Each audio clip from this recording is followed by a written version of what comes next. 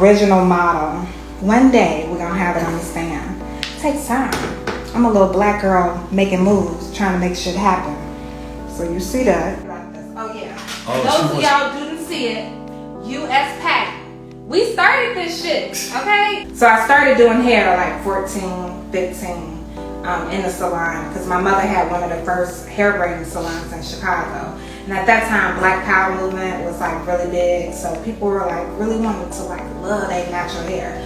And braid sculpture was so big then. So the basket weaves and all that, my mother is a beast at that. And she would travel around with a lot of the women that you already know from the natural hair industry who were creating those types of sculptures, right? So it was bad braids. It was like real bad braids. So when did you get involved? When I was like 14, 15, but I got serious when I was 18 when I started doing locks. It was just something about touching locks that I just fell in love with because you not only are nurturing the hair of that client, you nurturing her soul. So I fell in love with that process. And of course, being the baby, I'm the baby of the family. And it used to be my mom and my sister all the time. And I wanted a voice in that mix. So I used to have these ideas and they used to be like, oh okay. So it was just set in my mind that when I got older, so by the time I got like 20, I got more business conscious about how I wanted to see our legacy develop as being, you know, like one of the only natural hair and braiding salons in Chicago.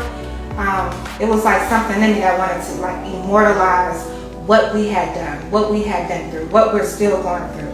Just as natural stylists and creators and inventors, period.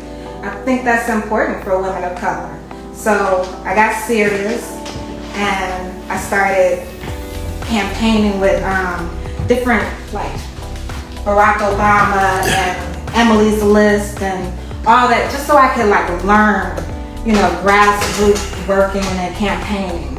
And by the time I was 28, I decided I wanted to take over the salon, which was interesting. So I did that for a long time and I had been educating because my sister started like an education program around natural hair and locking. And I had been educating for a while and we had been working with big manufacturing companies just as consultants and models on what they should use for natural hair. Because, you know, back then they didn't think it was going to be, it was always faddish. You know, like if a movie like Poetic Justice came out, then it was like, okay, braids again. Or you know what I mean? Like it was always like a run, like they would give us our shot, you know? And then they never really took it seriously. And one year, ORS, Organic Root Stimulator, decided they were gonna do a natural hair care line. And we became the front runner consultants for that, from them building that lock and twist gel. And we all felt like it wasn't what we wanted for our clients. We felt like they deserved better. So we were mixing and concocting in the salon. And I still, you know, you're young in your 20s, you got that fire. I had a deep fire in me. It was just burning. There's so much more we can do as black women, as people in this industry, because everybody else rich but us. So I was like, I gotta figure it out. And then I remember my mother having these boards. Everybody wanted one. These drawing boards where, you know, you put the hair together and it released. It was like magic. And I said, one day I'm gonna put that shit on the map. One day. And I was just in my head from my 20s, I guess until today. I won't tell you how old I am. You probably already know. So for years, I just, you know, you just try to make stuff better. You continuously try to make stuff better and you don't stop. You know, no matter how much money you have. And that was the thing, like, I didn't have money, but I would make it.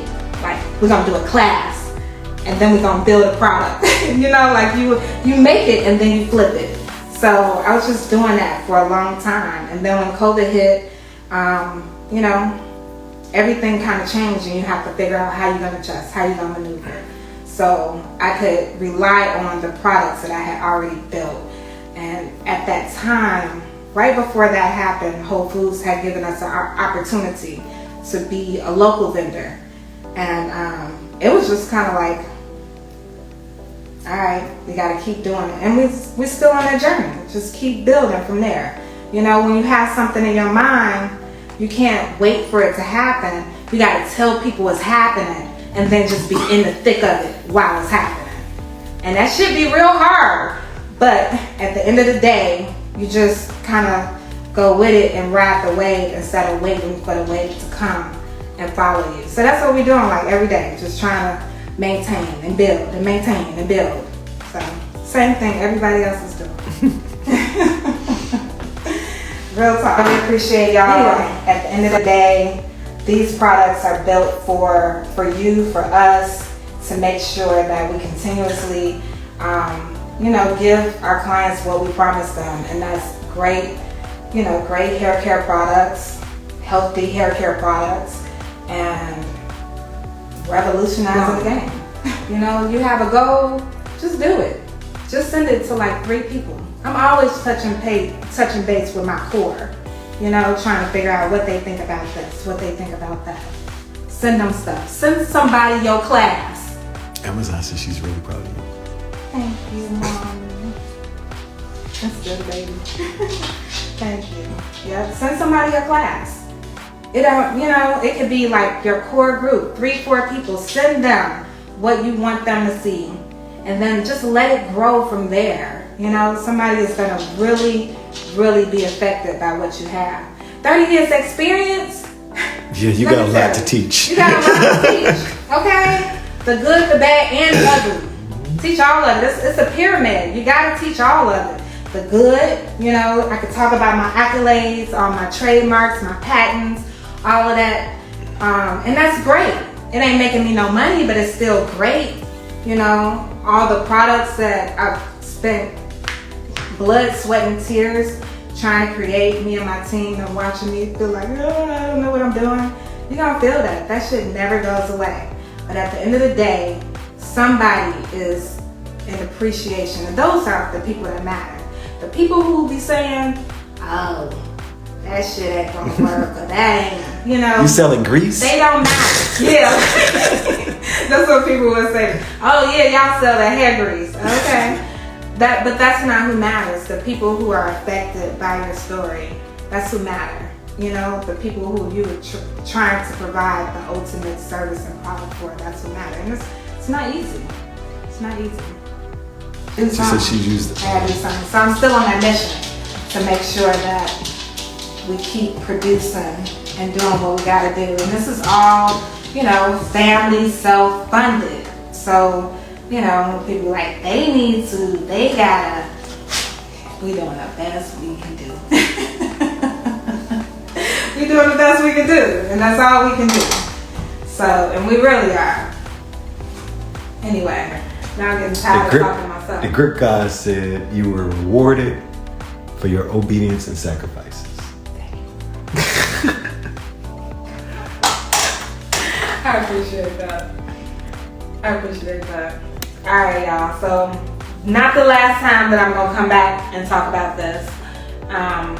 Y'all just made me real comfortable doing it. I love you guys, and we will talk soon. Okay?